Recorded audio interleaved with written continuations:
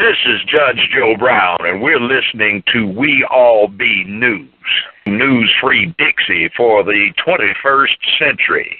Yes, sir. So, I got to talk to you because people always ask me when I'm on the road, whether I be in Charleston or Atlanta or even in Memphis, what does Judge Joe Brown think about what's going on right now? Because people have really benefited from your commentary on our news platform, and people are very grateful.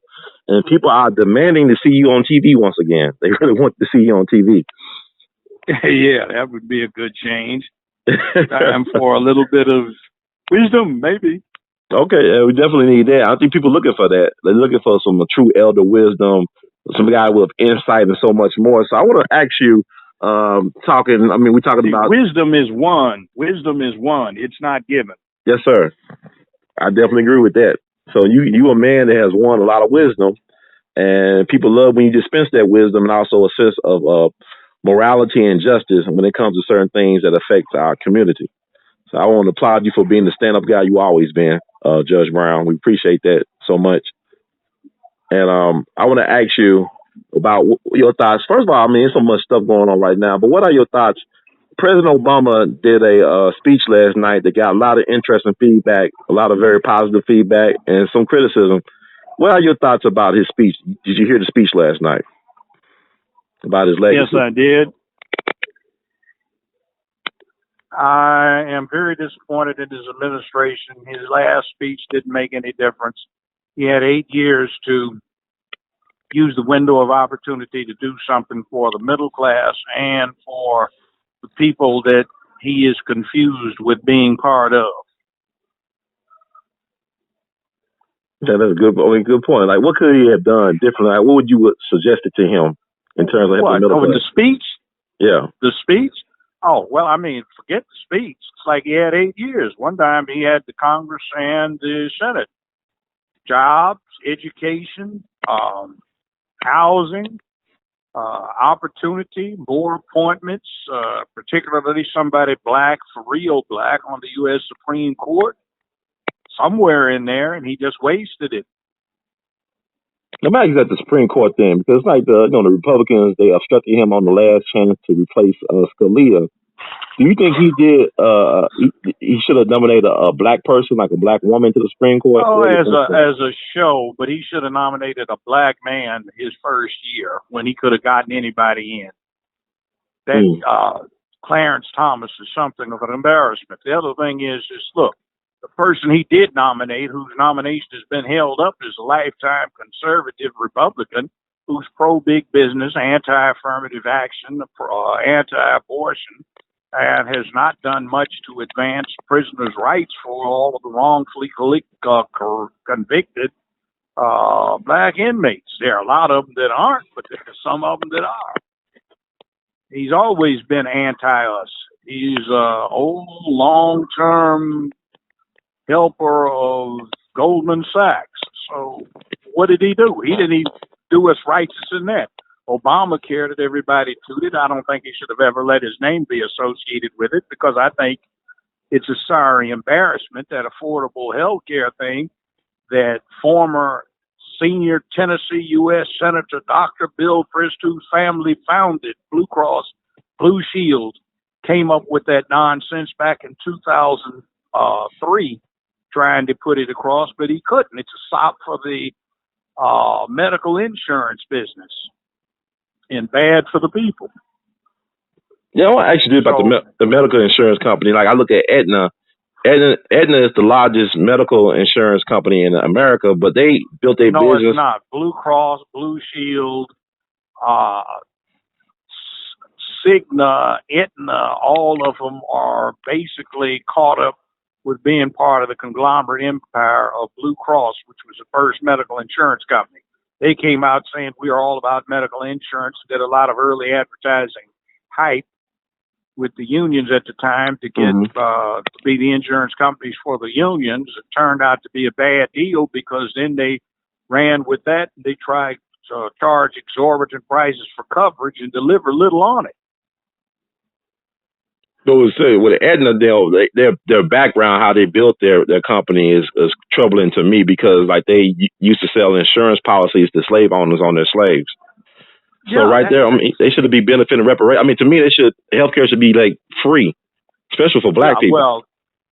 Well, bottom line is what do you need private enterprise stuck in it anyway, unless it's an option? Right. Because if you've got a single payer run by the government, there's one big difference.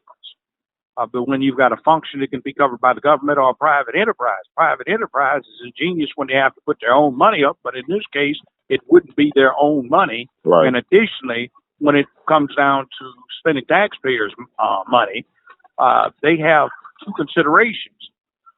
They have to deal with production of the item, the cost, and they have to deal with profit for their stockholders.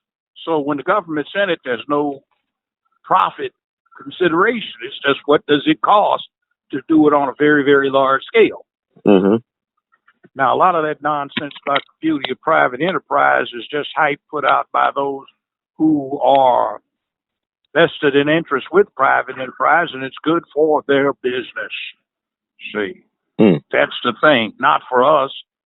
And it's that they used to have little Abner, General Bull Moose. What's good for General Bull Moose is good for the USA, you know. Mm-hmm. What's good for General Motors is good for USA. What's good for big corporations is good for the USA. That ain't necessarily so. Wow. So basically, Obama is a horrible negotiator. So you say he's a horrible. You know, we had such a big opportunity, and we got in there a chick flick matinee star with little experience, no background in mainland USA, and with the remotest connection to U.S. citizenship. He had no Black American legacy that could have guided him or that he could have been informed through in terms of his growing up. It was Indonesian and Keynesian. In other words, Kansian, I should say, from his mother being from Kansas.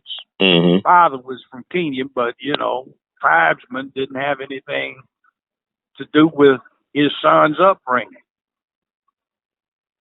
So what did we get? A rich white guy. With a tan, right. Like with Donald Trump. And who's got more Trump money than Donald Trump. Who's got more money than Donald Trump. Who's got an even more elite background that he grew up in. Whose family that he grew up in were oil barons. Well, you know, Donald Trump trying to push a oil baron or executive as the Secretary of State, so there shouldn't be a conflict of interest, right? This guy. Why worry about it? I think the most valuable thing is to see what's really there. You know, that emperor has no clothes thing. Right. Hillary was just more disguised and frou-frou and frills and nils put on top of something that was still rotten to the core. But you think Hillary could have got in? Like, it's like her obsession with her career was to get the universal health care thing. Well, you think she would have pushed in single payer or public option if she got in? Look, Hillary Clinton is so bought off by high finance in investment banking that, you know, you're getting the enemy in there. And so really, we should have no faith in elected office. Then, that's what you're telling us, especially at a high place. And I have another thing too. What you are about for most of all of your adult life, you will show by the time you get 21.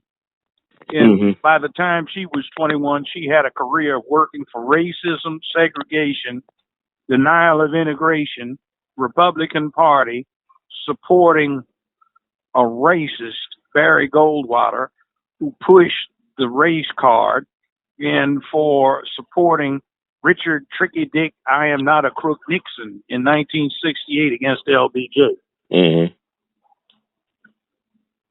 And said a lot of nasty things about black people being militant.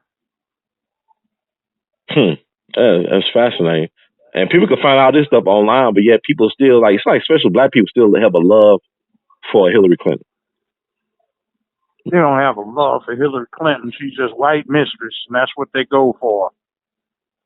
They didn't even understand. And see, we're so ignorant about true issues. When we get to the point where we can participate in a political party, we treat it like a social club, like a sorority or something, or I don't mean to insult the sororities. I'm not trying to do that. Or Right, right. Thompson teens or something like that, you know? Mm-hmm. So Right. Go ahead. I'm we just sorry, sort of Josh. abdicated our situation. The bottom line is, like I've said before, what has happened is that we've lost our window of opportunity as a minority.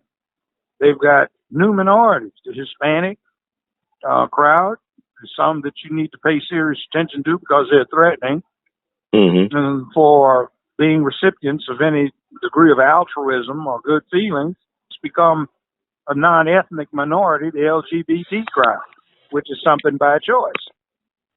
Now, is their right to be what they are? But, you know, our time is past. And, you know, when you get your foot in the door, you can't half step once you get on the other side of it. You got to do what you need to do to keep that door wide open. And our current faux homeboy just dropped the ball.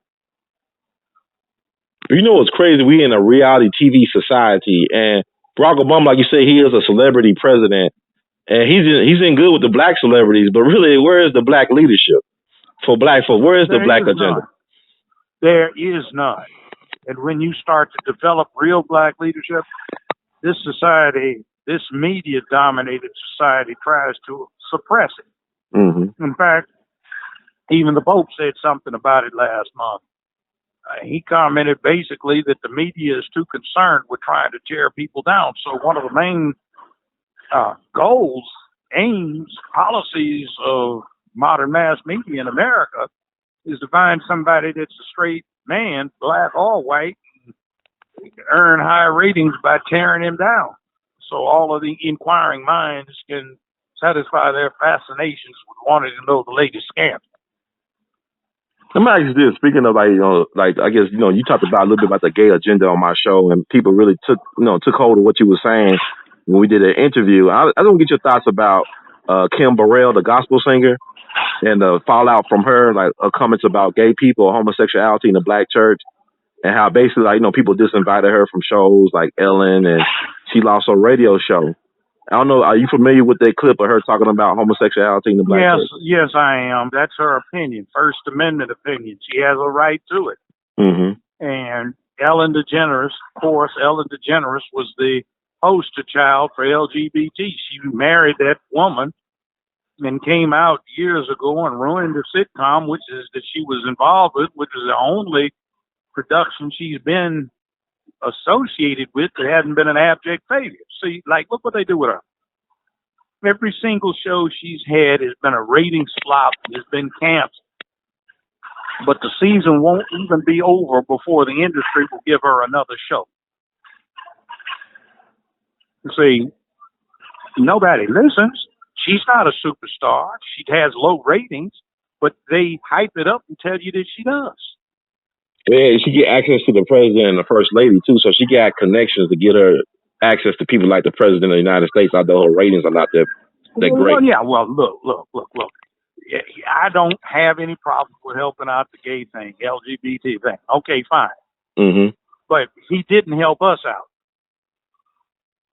What did you hear him say about helping out the black cause in 8 years? Nothing.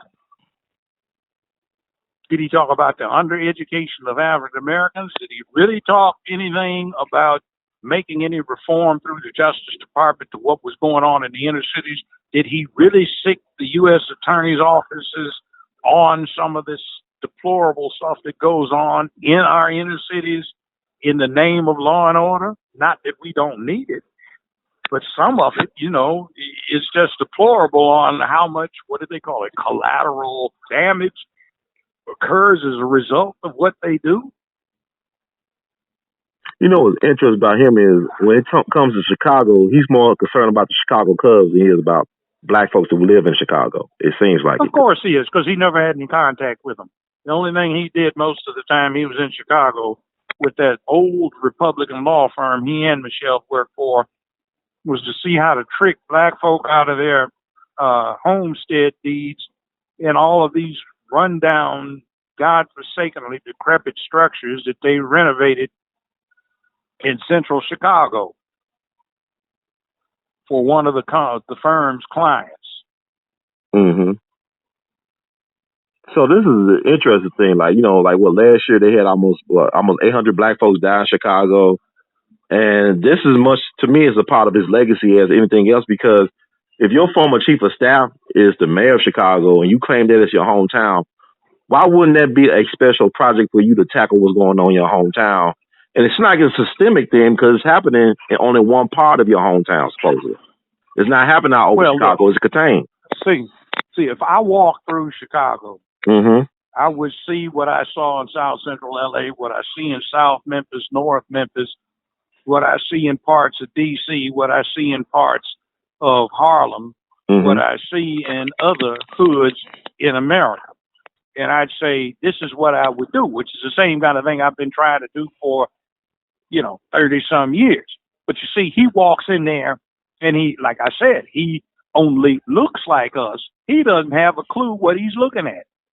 And less of a clue than the typical white guy would have, because at least the white guy has lived in homeland America, and while growing up had to worry about, was he in the wrong neighborhood, and be sure your gas tank has got some gas in it so you don't get stuck having to get off the freeway, the wrong exit, at the wrong time of night, and run into one of our young gangster brothers. Right.